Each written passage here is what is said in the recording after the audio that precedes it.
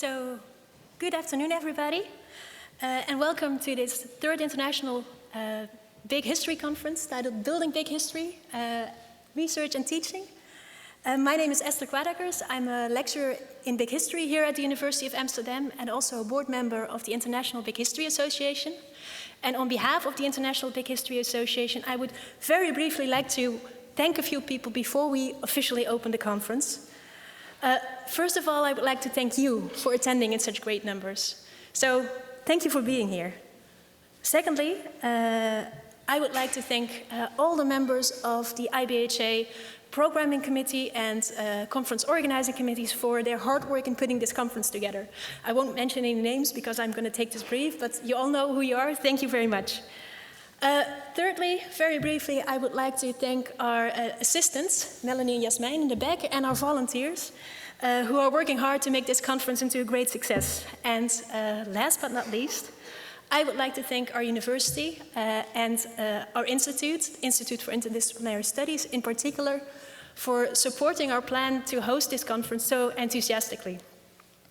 And I would therefore like to ask on behalf of the university, I would like to ask the director of our Institute for Interdisciplinary Studies, which is the home base of Big History at this university, to basically formally open the conference. So Lucy, if you would like to come up here.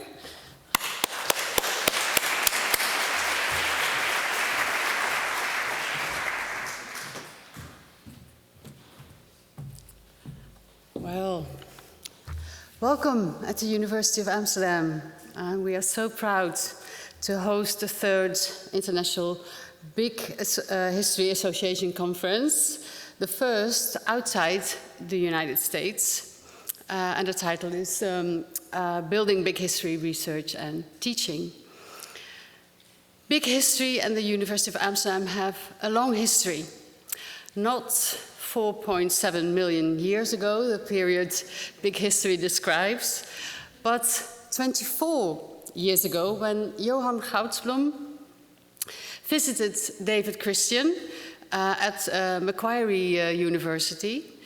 And I'm so honored that Professor Goudsblom is here and will give the keynote today. There he learned about the course Big History, and that David has been teaching since 1989 and brought the syllabus home to the University of Amsterdam. And back here, and together with Fred Speer, he used the syllabus to create the University of Amsterdam version of the Big History course.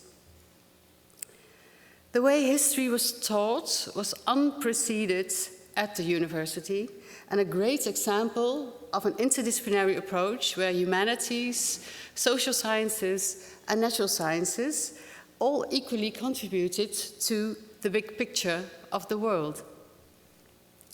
The course became a big success and wildly popular. At one point, more students came in than the largest lecture hall at the university could handle.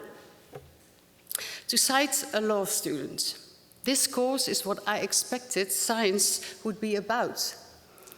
Every student should attend a course like this next to his or her study to broaden the mind, which is vital for an academic and for academia.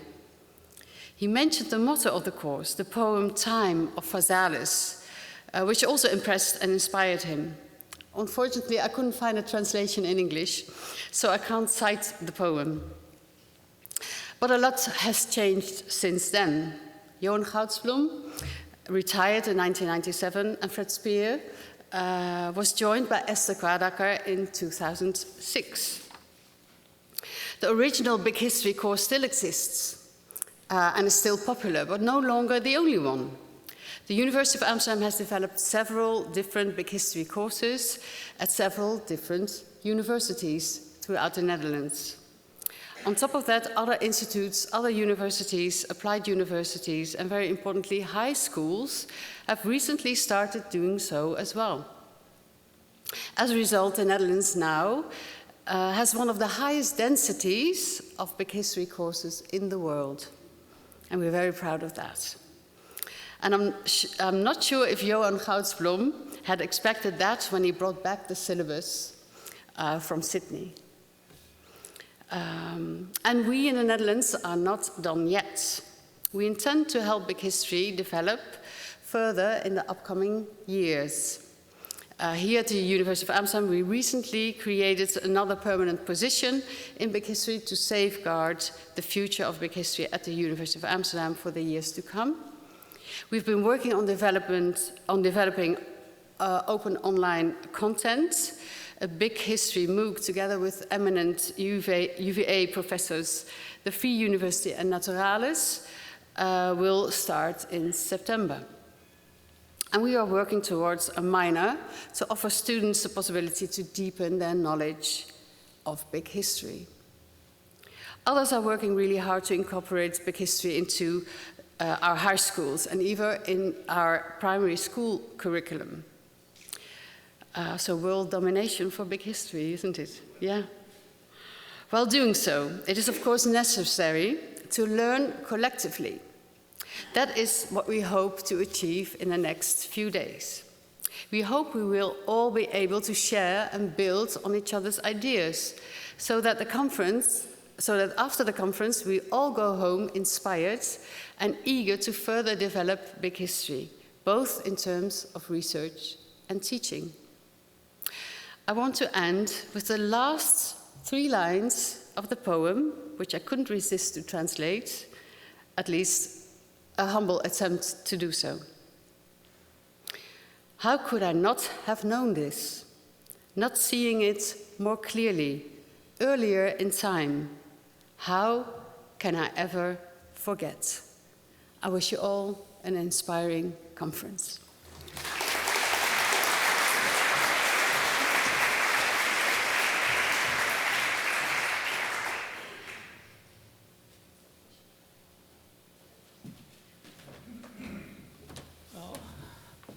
My name is Fred Spier. Right now it's my task to introduce Professor Goudsblom. He is a professor of sociology. He's been a professor of sociology for a long time at this university. And not only has he developed eminent sociology himself, he introduced the sociology of Norbert Elias here at this university and actually made him world famous and did an outstanding job in creating a discussion forum here. Lots of people who came involved and helped to develop that. And he's always had an extraordinary wide-ranging interest in almost anything. And I think that is probably what inspired him to go to Australia, pick up the syllabus, talk with David, and then come back here and start a Big History course. So I think you have, really extraordinary achievements, and I'm so happy that you're here to give your keynote and invite you to come up and do it. Thank you very much.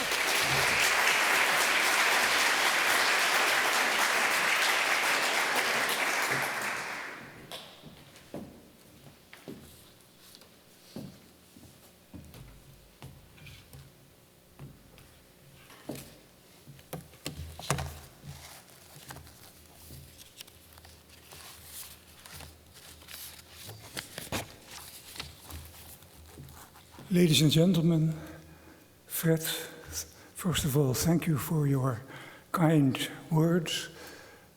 I have a small request. Is that I don't even have to explain. Thank you.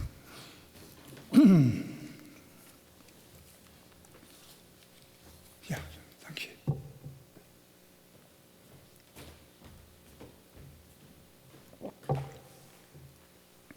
Water is even more precious than fire.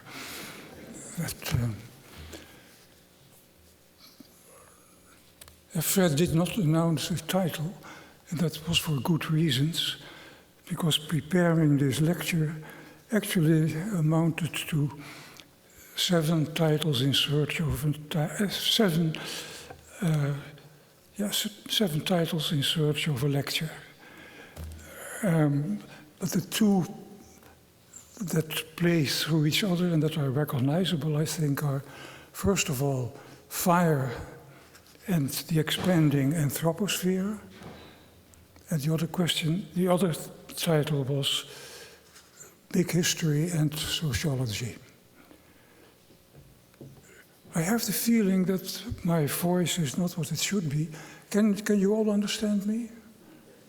Thanks to the microphone. I don't use PowerPoint, but still one electric device I cannot do without. The eventual title is Fire and the Expanding Anthroposphere. And I begin with some preliminary remarks. First of all, that I'm greatly honored by the invitation. I vividly remember my encounter with David, and that was in the year 1992. I must admit, never heard of you before, but my friend Stephen Mendel, who was at that time a professor of sociology at Monash in Melbourne, had made a lecture tour for me to 7 or 8 different universities, and Macquarie was one of them, and my host was you, David. And I remember very much how well our first conversation went. We were with the 3 of us, I must add, and my wife Maria was also with me.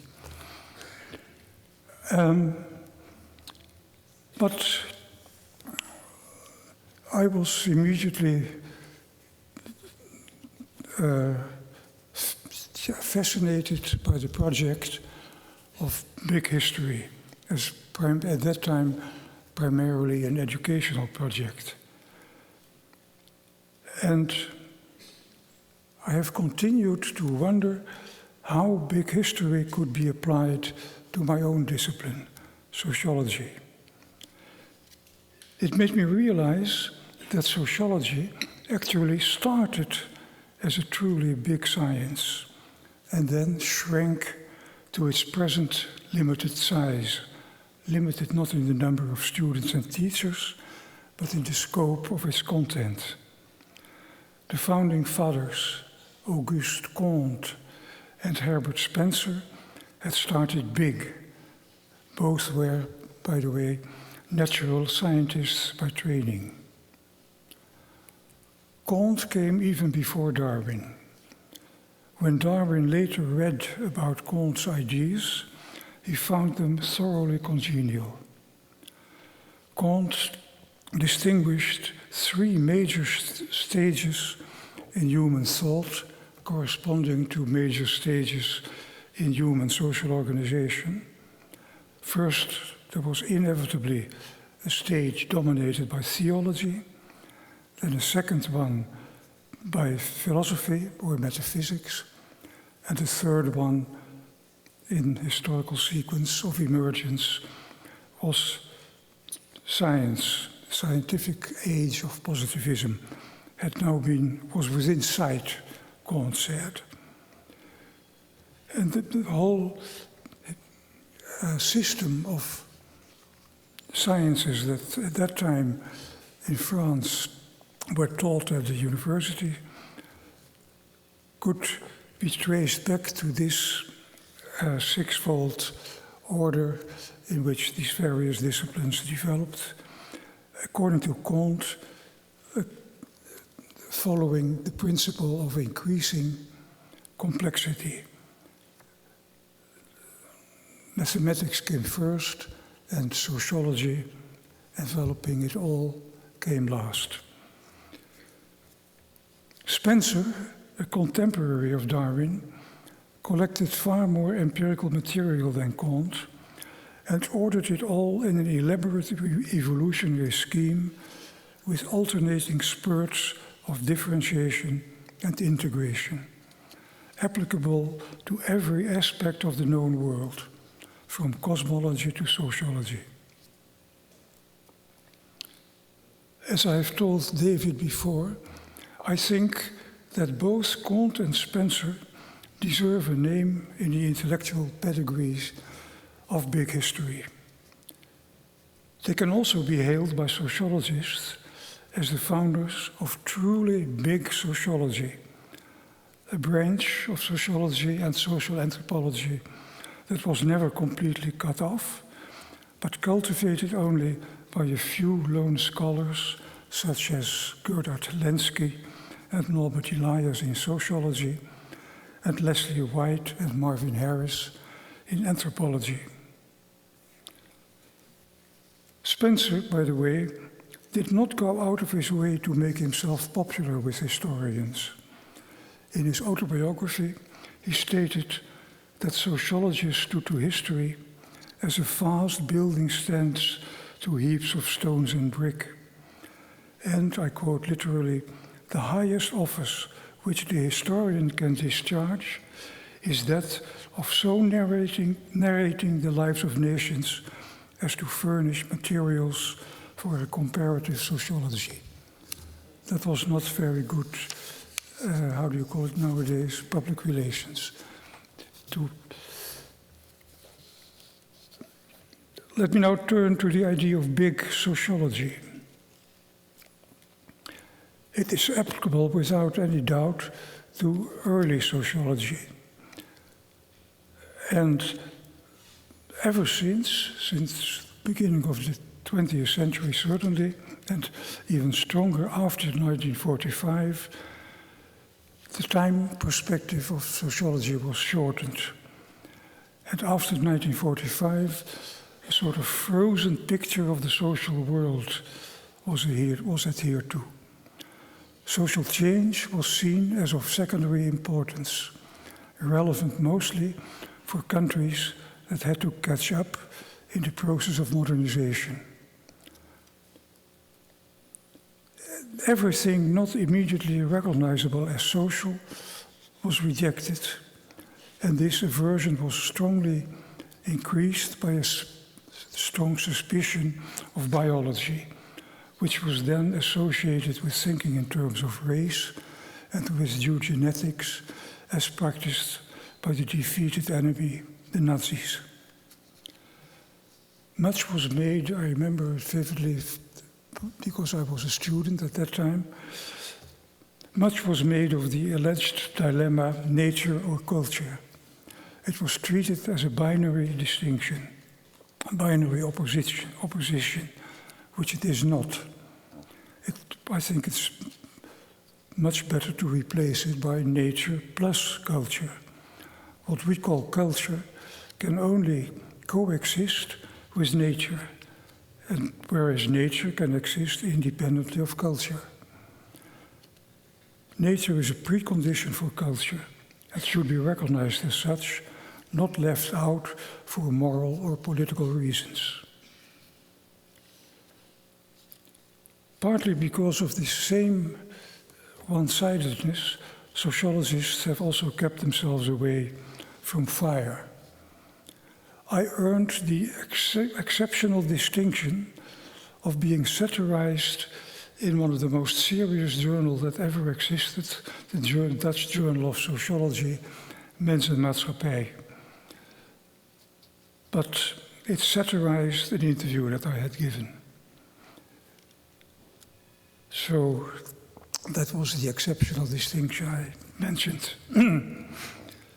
But my colleagues in other countries also show very little interest in the subject of fire, as if our societies were not to a very high degree powered by fire, in trains, automobiles, airplanes, in the production of food, clothing, furniture, and also obeying all the laws and regulations to keep fire and smoke at a safe and comfortable distance. The increasing use of electricity adds to the illusion that in the lives of modern urban citizens, fire plays a role only on ceremonial occasions. Even the organizations of voluntary and professional firefighters receive next to no attention from sociologists. And yet, at the same time, fuel is one of the biggest commodities in international trade, and it plays a major role in geopolitics. To my regret, fire is also mentioned only once in the book This Fleeting World, this marvelous little manual for all big historians. There is one reference to fire stick farming, and that's it. I hope that what I'm saying here now will help to make a small change in the second edition, which is sure to come, of this excellent little book. I, on my part, have to confess that I find it difficult to connect my interest in fire with big history. I can understand that there must have been a phase in the history of our Earth when there was no fire. So I speak only about the Earth. That is already an enormous reduction of the subject matter of big history. But for a long first phase on Earth, there was no fire. 3 ingredients need to be present at the same location simultaneously for fire to occur: heat, oxygen, and fuel. And during this first phase, heat was available now and then at various times and places through the activities of volcanoes or through lightning. But there was not enough oxygen nor fuel. Then, as a byproduct of unicellular forms of life, oxygen penetrated the atmosphere in ever larger concentrations, but still there was no fuel. Only when life colonized the dry surfaces of the planet, fuel became available in the form of organic, carbon-containing matter. When sufficient quantities of fuel had been amassed, fire erupted in enormous blasts that engulfed the Earth's entire land surface. The greatest blaze on Earth may well have ravaged then. Gradually, the blasts became smaller. Fires occurred more often, burning down areas that would yield only smaller quantities of fuel for the fire next time. A homeostasis process began, not unsimilar to the balance between hosts and parasites that William McNeill sketched in Plagues and Peoples. Perhaps we can say that a new phase in the history of fire on Earth had begun, the self-domestication of fire. I know it sounds odd, but it is defensible as an appropriate image. Fires decreased in size, they became less capricious and more regular, and, as we would now say, predictable. Although, of course, the name wildfire was very much applicable to them.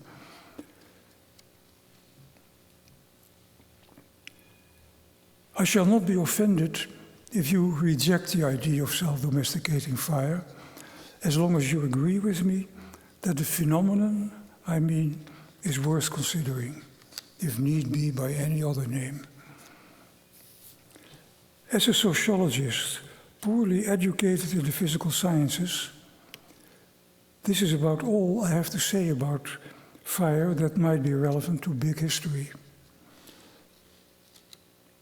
When I wonder, did fire first flare up on the planet Earth? Problem of chronology.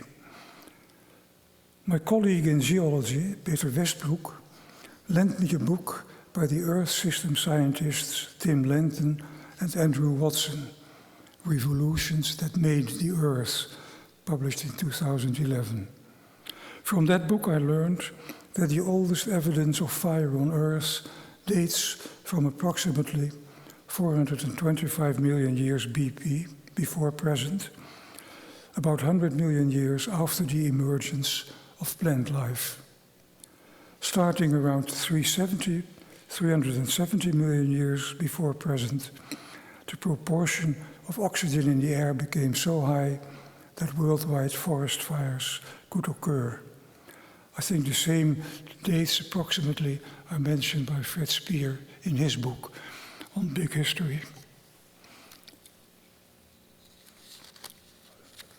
I'm still far back in big history with no humans in sight. Unfamiliar territory for me. My aim is to narrow the argument down in the direction of human history.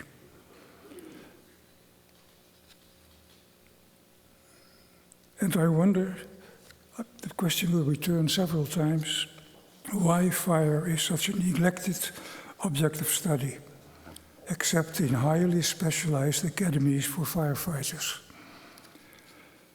In my own work, I must admit, I've hardly paid any attention to fire. I published a book about Dutch society in 1967. As far as I can remember, as a proper sociologist, I omitted fire. Then, in 1977, I wrote a book about sociology. I did mention fire once, but failed to include it in the index. Fortunately, I was able to find it back.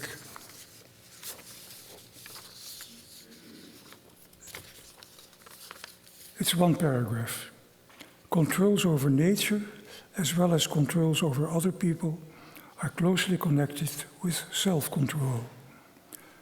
The first great steps in the mastery of nature, the conquest of fire, the invention of hunting weapons, the domestication of cattle, the early development of horticulture and agriculture, all involved a certain mastery of self, an overcoming of fears, a giving up of immediate satisfactions for the sake of deferred gratification. In the course of social development, most of these elementary controls have become built so deeply into each new generation as to become seemingly part of man's natural endowments. They are, however, results of long processes of civilization. So here, fire and civilization were at least gathered for once in one paragraph. But the book, Fire and Civilization, remained to be written. This passage that I just read to you is, of course, very much in the spirit of Norbert Elias, with the emphasis on the interdependent mechanisms of control over natural, social, and psychological events. It was written just a little bit too early to reflect the influence of William McNeill, who was to become my second great self-adopted teacher. I never sat in the class of either of them. I adopted them myself as gurus. I read Plagues and Peoples on the strength of a favorable review by Geoffrey Barrowclough in the New York Review of Books. The book made me realize that the conventional limits of sociology were far too narrow.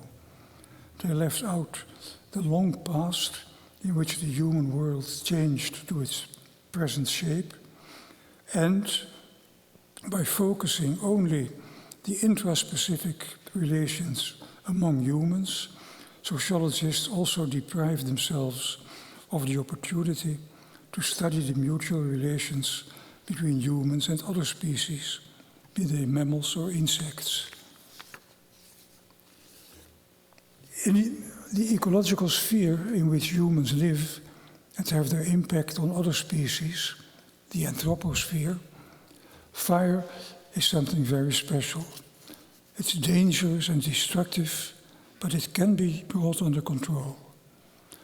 We can imagine a classification of all animals, carnivores and herbivores, and classify them with one single criterion, whether they are able to control fire. It would be a binary classification. At one side, the human species, at the other side, all others. In the long run, what was originally exclusively human became also universally human. And exclusively and universally, even more than either tool use or language. Is a physiological model. First there was none, no human group with fire. Then there were some did and others did not have fire. And then all groups had fire, and whatever human groups had refused for whatever reason to adopt fire, it disappeared.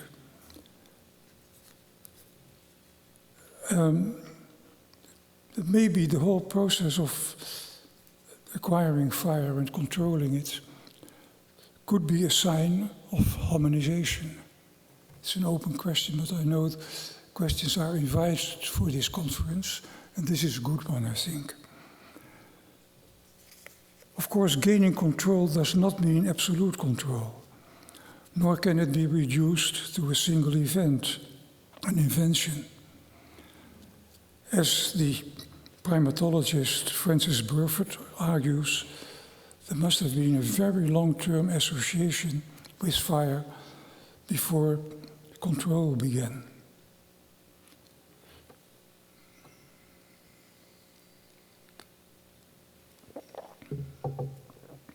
Implied in controlling fire is the discovery and use of fuel.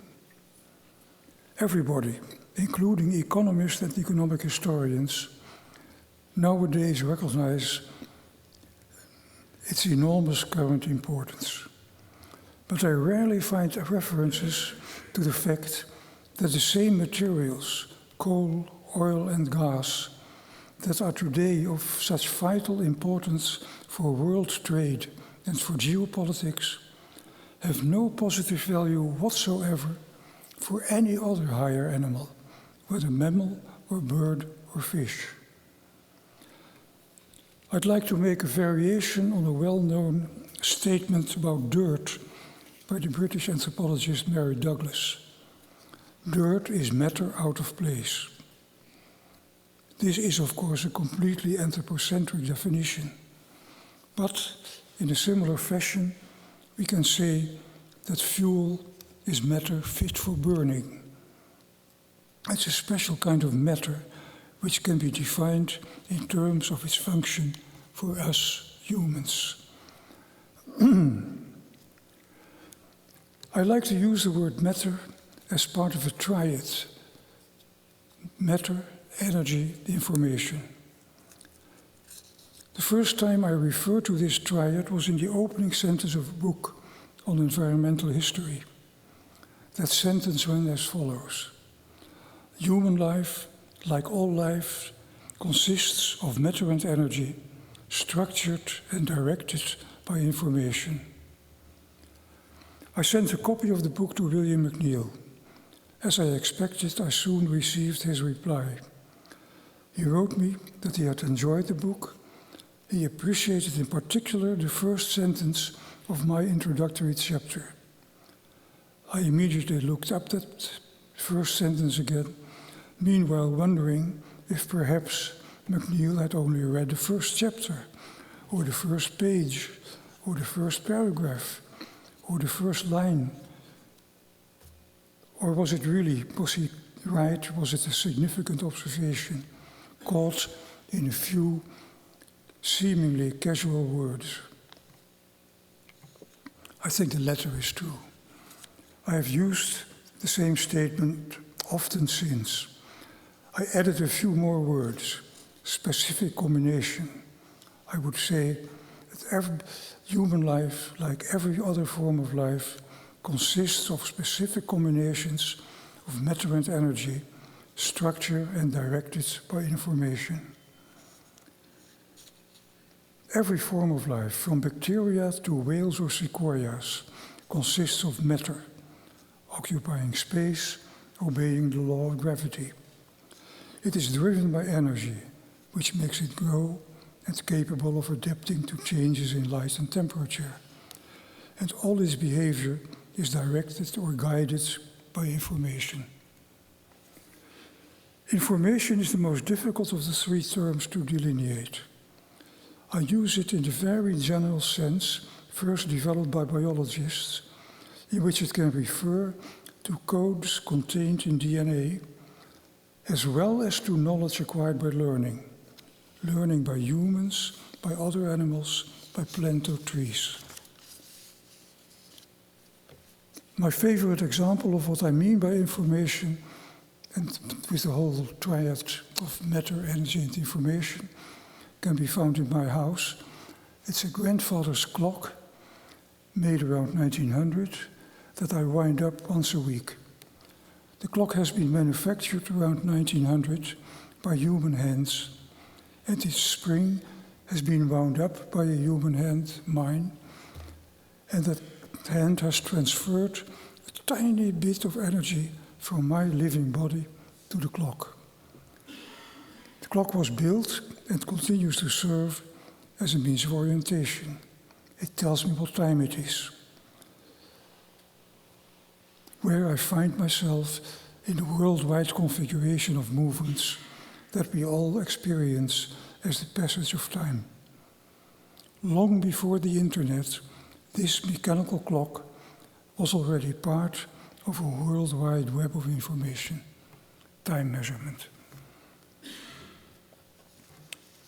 Concepts like conflict, competition, struggle, cooperation, interdependence, all originally referred to intra-specific human social relations. And, as McNeill showed in Plagues and Peoples, they can all be applied as a vocabulary of human relations to inter-specific relations with other species.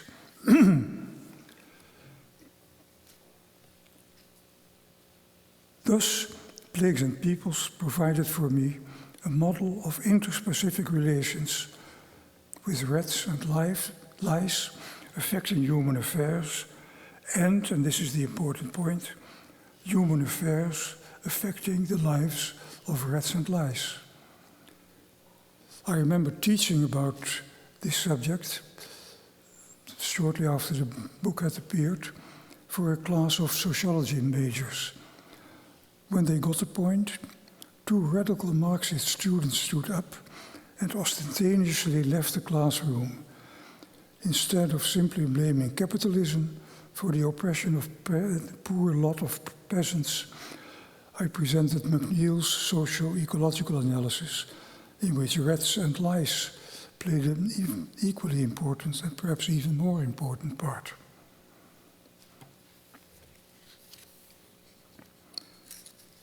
There's one of my favorite quotations in both big history and sociology that I would like to read to you. They are the opening words of a public lecture that Turgot, the brilliant French politician and economist, delivered in the year 1750. And he spoke as follows: "The phenomena of nature, subject to constant laws, are enclosed in a circle of revolutions which are always the same. Everything is reborn, everything perishes, and through successive generations in which vegetation and animal life reproduce themselves, time merely restores at each instant the image which it has caused to disappear." Very elegantly put. The succession of man, however, presents a changing spectacle from century to century. Reason, the passions, liberty produce new events without end. All ages are linked to each other by a series of causes and effects which bind the present state of the world with all those which have preceded it. The ideology of progress, but there's another reason why it also deserves the attention of us engaged in history and big history, and that is, excellent though it may be, and beautifully written though it may be, it contains a terrible error. If I were now lecturing to a class of students, I would ask them to name the error, detect it, but you are all adults, you've been able to follow my argument, I hope. So you know what Turgot's great error was. is that the phenomena of nature, subject to constant laws, never change. So he made a beautiful distinction between the human world that is subject from generation to alterations, and the natural world, which in his view, in the year 1750, was as static as it looks at first sight. So I have two reasons for quoting Turgot. It's a tribute to his writing and his insight, and it's also the criticism that I can make by virtue of the very progress in knowledge that he finds so important.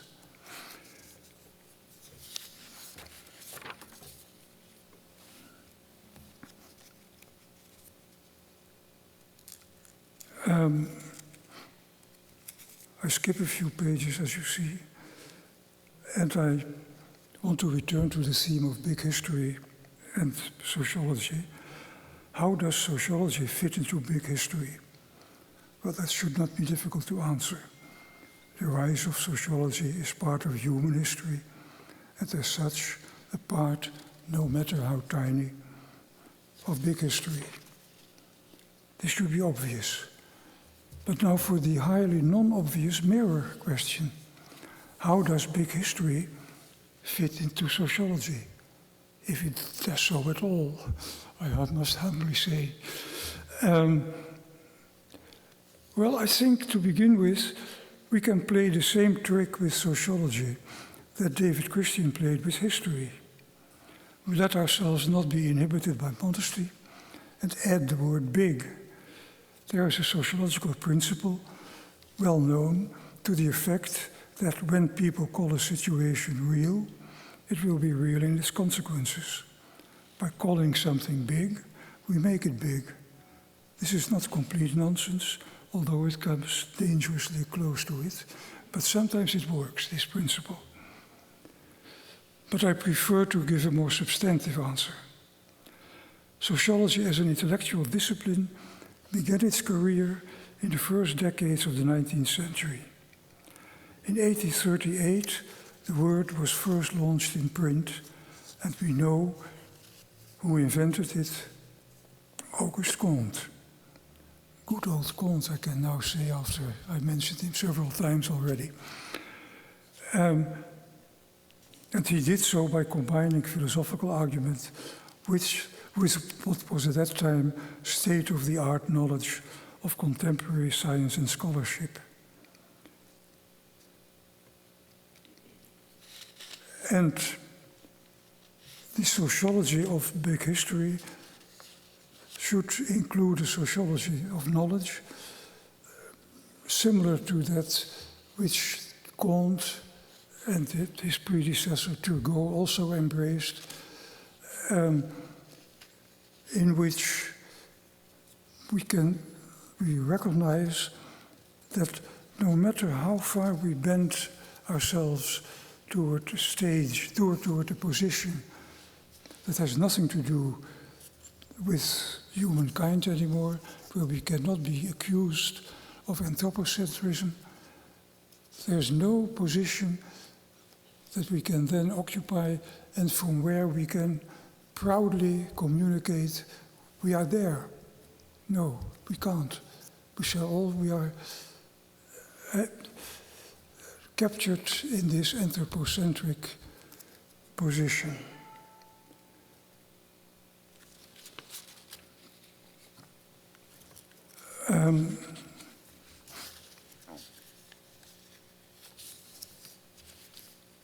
Let me end with a few observations about fire.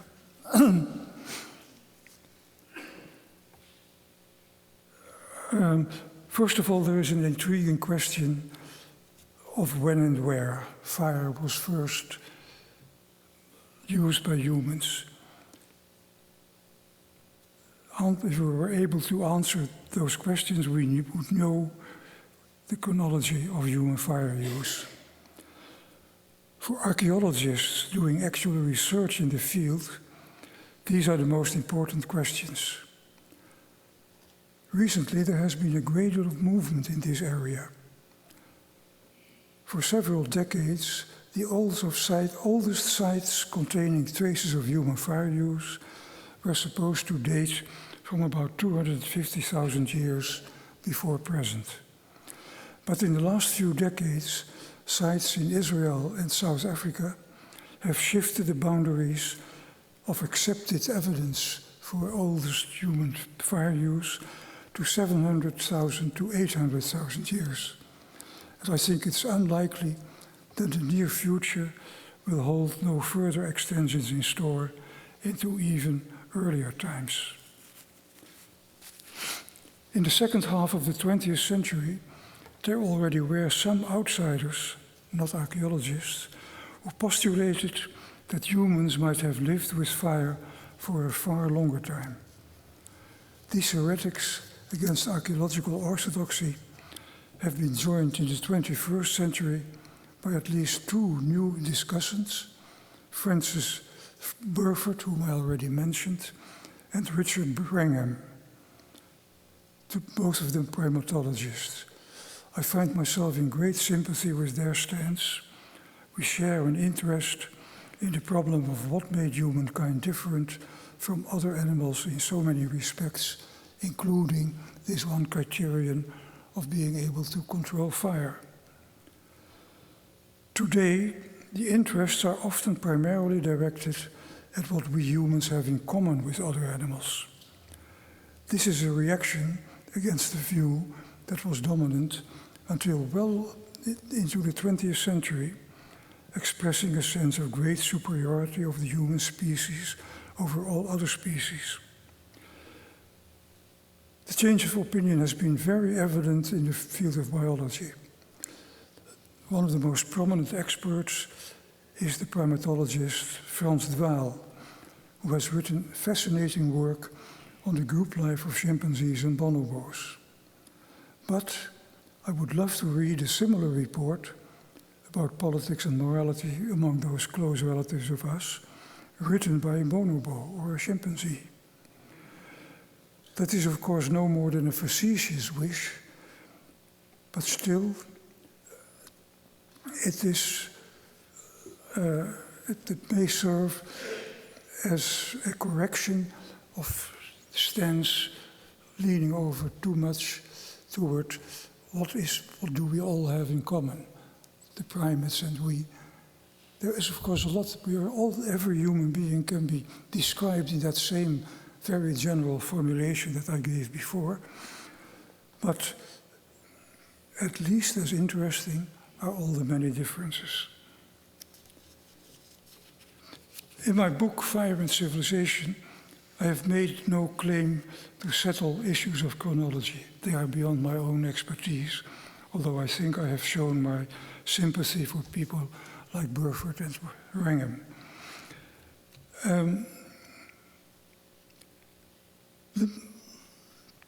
The main points I wanted to make regarding the initial transition from the phase when there were no creatures at all on Earth controlling fire to the first stage when some groups, at least for some time, for some periods, had some control over fire.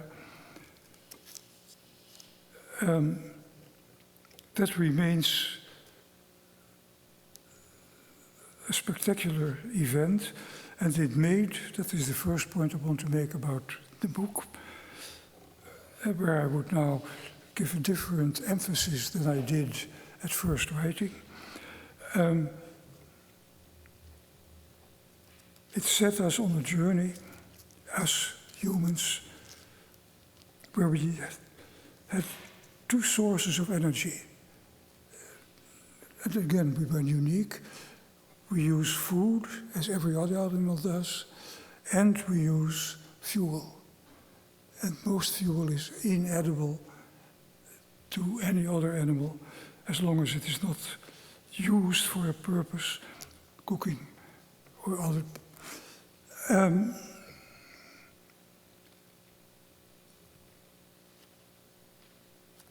this combination of the universal and exclusive use of fire and the edge it has given us in the quest for survival with all the other species around, formed a legitimation for doing this kind of work in my time as a sociologist, an emeritus I may add.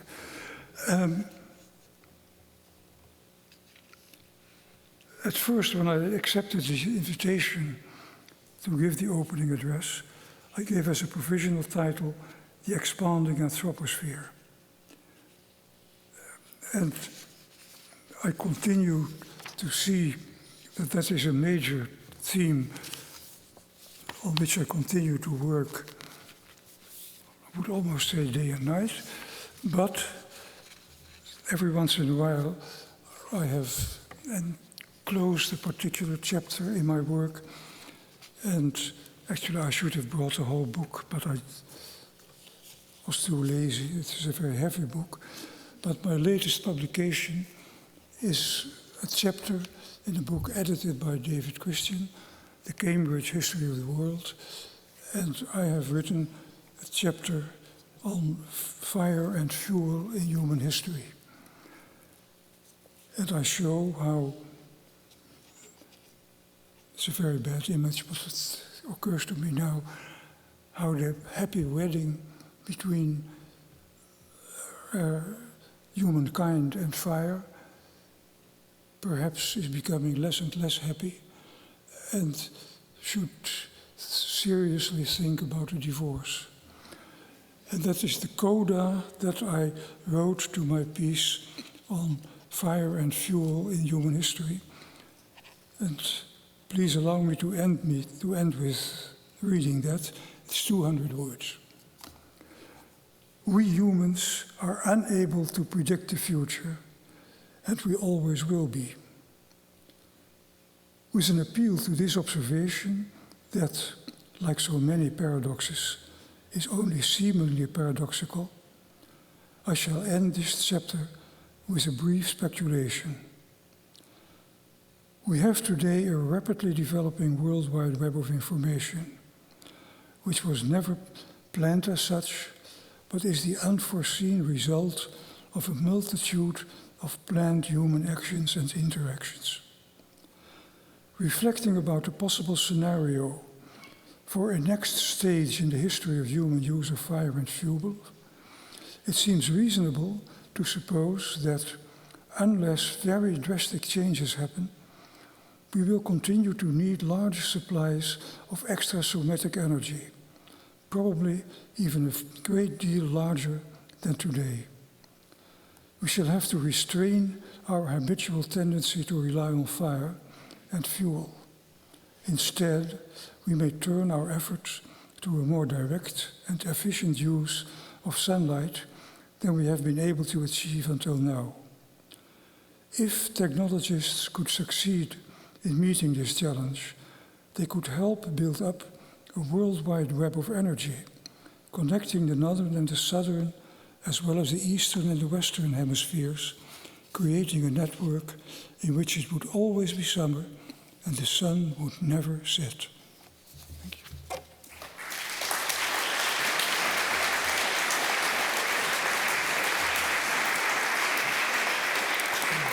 Thank you.